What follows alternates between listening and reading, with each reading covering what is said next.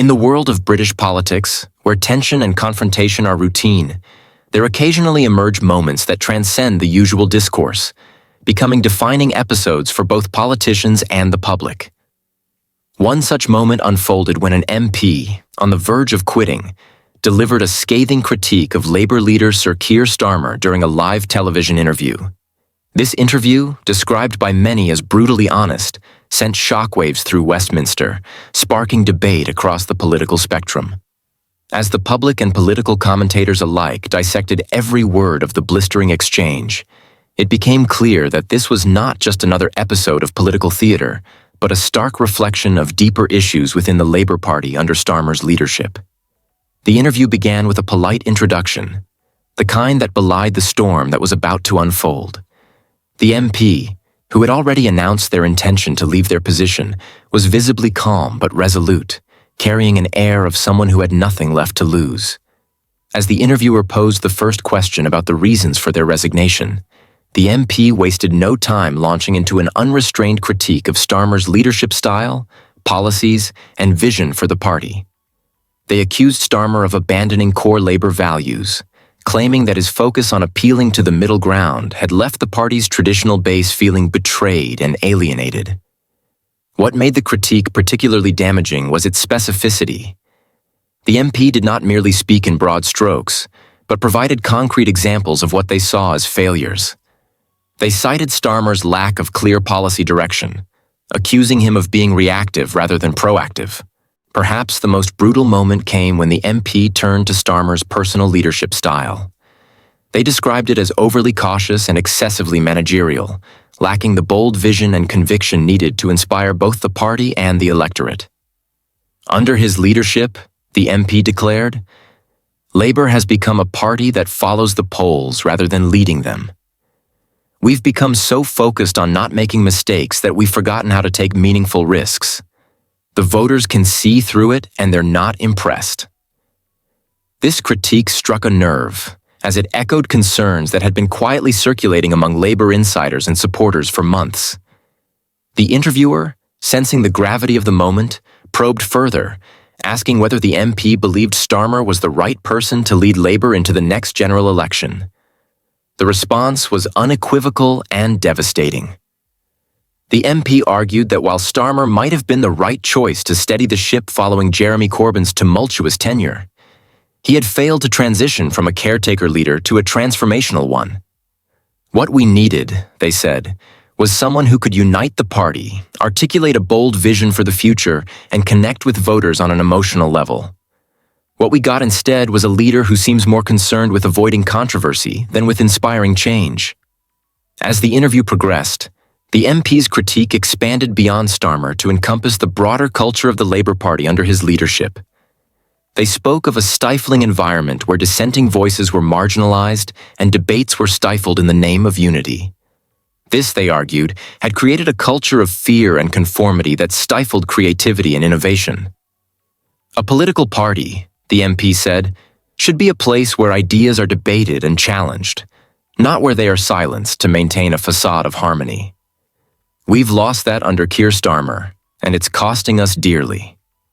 Viewers watching the interview were struck not only by the content of the MP's critique, but also by the measured tone in which it was delivered.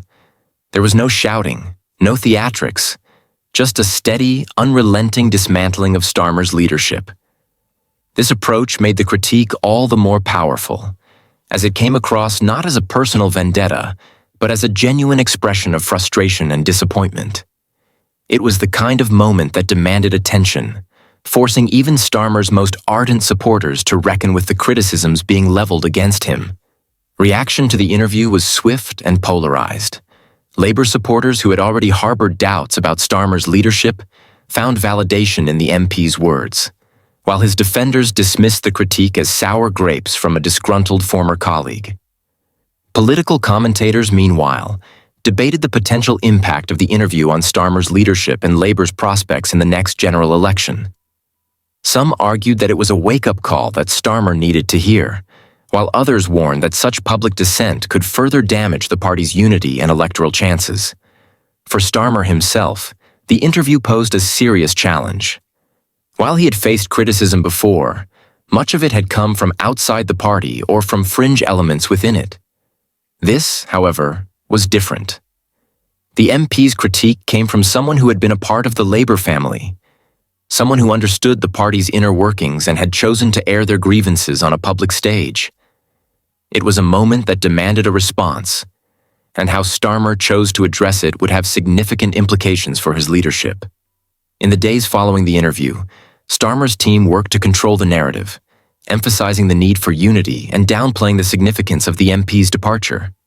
They pointed to recent polling data that showed Labour maintaining a lead over the Conservatives as evidence that Starmer's approach was working. However, this did little to quell the growing unrest within the party.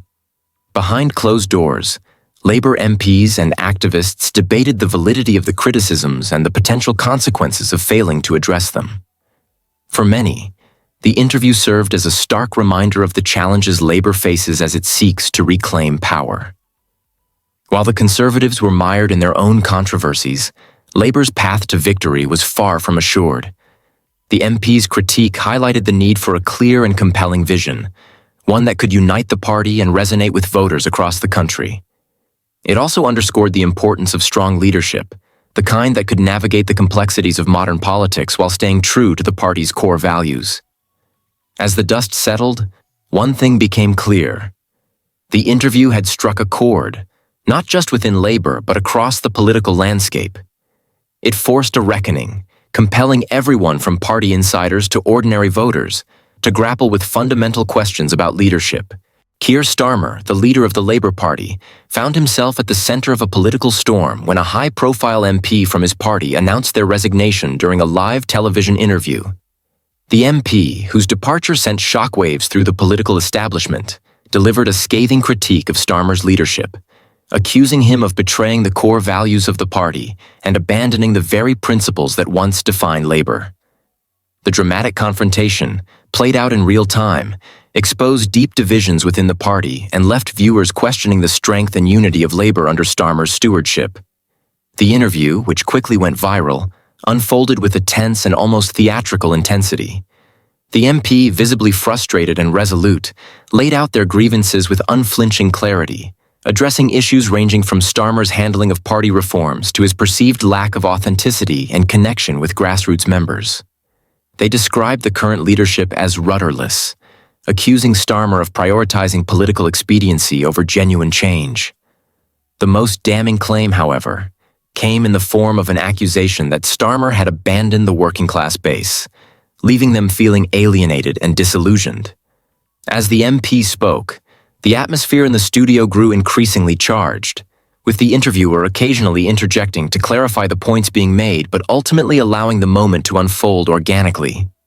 What made the interview particularly compelling was the contrast between Starmer's image as a steady, pragmatic leader and the MP's depiction of him as a figure who had lost touch with the ideals of Labour's past. Starmer has often sought to position himself as a unifying force capable of bridging the divides that have long plagued the party. However, the MP's departure painted a starkly different picture, one of internal discord and ideological compromise. They cited specific policies and decisions that they believed had eroded the trust of longtime supporters, including what they referred to as Starmer's U-turns on key campaign promises. This critique resonated with many viewers, particularly those who have felt disillusioned by what they perceive as a lack of clear vision from Labour's leadership. The resignation also highlighted broader tensions within the party, which have been simmering for some time. While Starmer has been praised by some for his efforts to modernize Labour and appeal to a wider electorate, others view these moves as a betrayal of the party's traditional values. The MP's comments encapsulated this divide, arguing that Labour under Starmer had become indistinguishable from its political rivals, sacrificing its unique identity in the process. This critique struck a chord with viewers, many of whom took to social media to express their own frustrations with the direction of the party. The hashtag associated with the resignation began trending almost immediately, with countless posts debating the validity of the MP's claims and their implications for Labour's future. The fallout from the interview was swift and far-reaching. Within hours, political commentators and analysts were dissecting the implications of the resignation, questioning what it meant for Starmer's leadership and Labour's prospects in the next general election. For Starmer, the timing could not have been worse. With public trust in political leaders already at a low point, this high-profile defection further eroded confidence in his ability to lead the party effectively. Many of Starmer's critics pointed to the resignation as evidence of a broader crisis within Labour, one that extends beyond the leadership and speaks to deeper structural and ideological challenges. In the days that followed, Starmer's allies scrambled to contain the damage, issuing statements that sought to downplay the significance of the resignation while reaffirming the party's commitment to its core values. However, these efforts did little to quell the growing unrest among Labour members and supporters. The MP's critique, delivered with such passion and conviction, had struck a nerve, and many within the party began calling for a thorough reassessment of its direction and strategy. For Starmer, this posed a significant challenge: how to address these concerns without appearing weak or indecisive. The resignation also raised questions about Starmer's leadership style and approach to managing dissent within the party. While some view his measured and pragmatic approach as a strength, others argue that it has left him vulnerable to accusations of indecisiveness and a lack of bold vision. The MP's departure brought these criticisms to the forefront, forcing Starmer to confront the perception that he is out of touch with the concerns of ordinary voters and party members alike. This perception was only reinforced by the MP's parting words, which called on Labour to return to its roots. As the political fallout continued to unfold, it became clear that the resignation was more than just a blow to Starmer's leadership. It was a moment of reckoning for the Labour Party as a whole. The interview served as a stark reminder of the challenges facing the party as it seeks to rebuild and redefine itself in an increasingly fragmented political landscape. For many, the MP's departure was a wake-up call, a powerful reminder of the need for Labour to address the disconnect between its leadership and its base. For others, it was a symbol of the party's ongoing struggles to reconcile its past with its future. What remains to be seen is how Starmer and his team will respond to this crisis.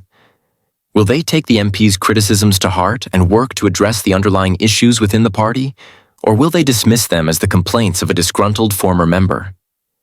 For now, the future of Labour remains uncertain, and the resignation has only added to the sense of instability and unease surrounding the party. One thing is clear, however: the events of that interview will not be easily forgotten. They have left an indelible mark on the political landscape, forcing Labour to confront some uncomfortable truths about its identity, its leadership, and its relationship with the people it seeks to represent. For Keir Starmer, the road ahead will undoubtedly be challenging.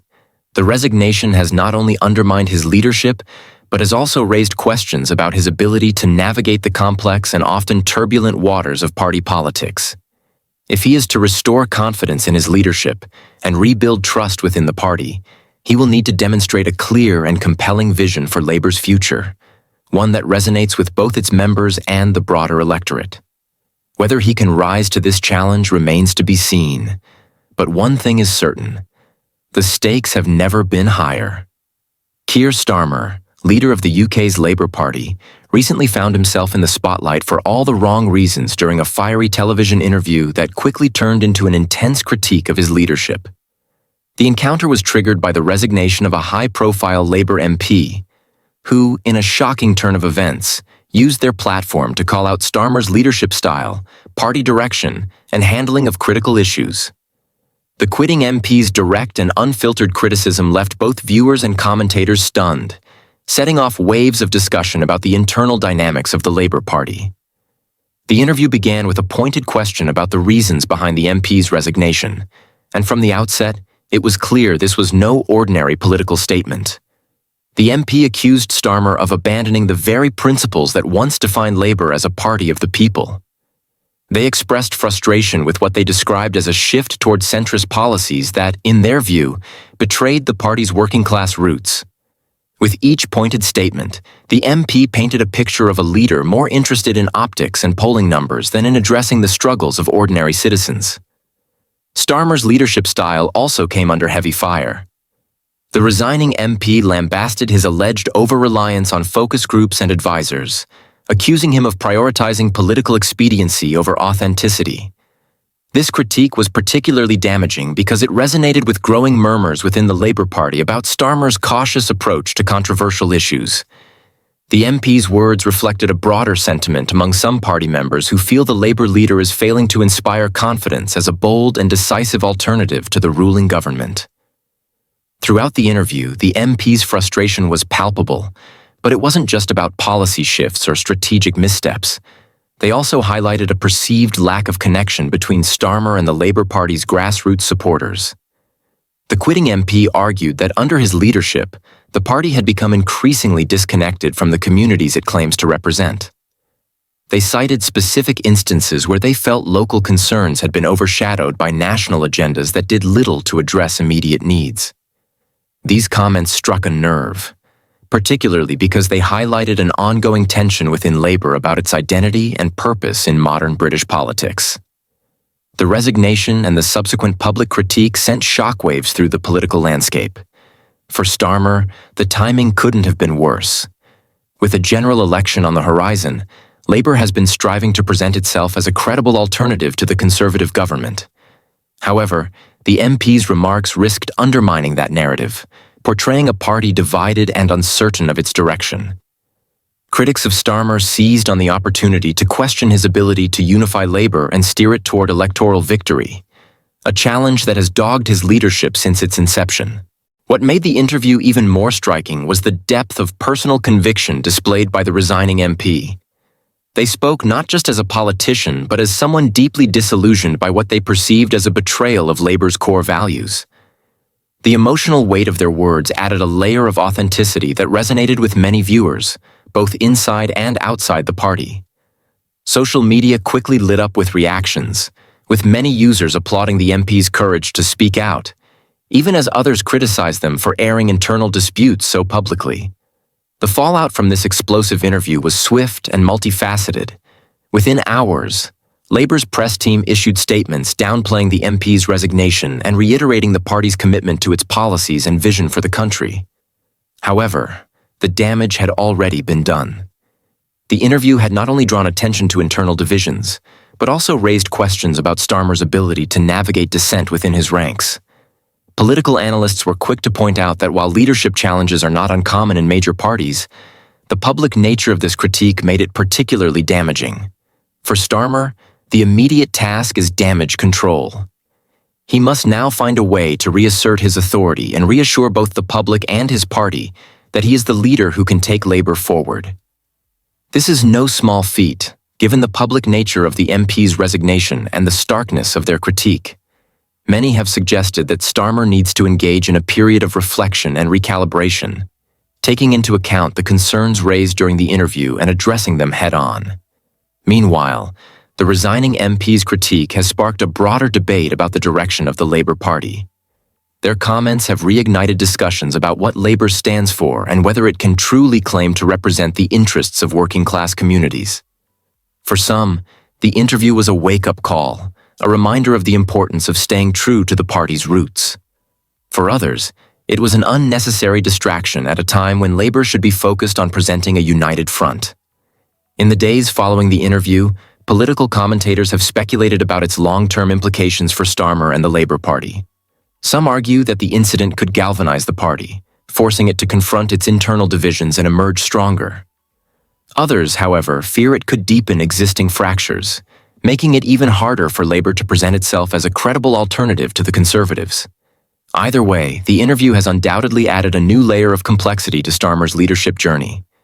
The MP's decision to go public with their grievances also raises important questions about the role of dissent within political parties.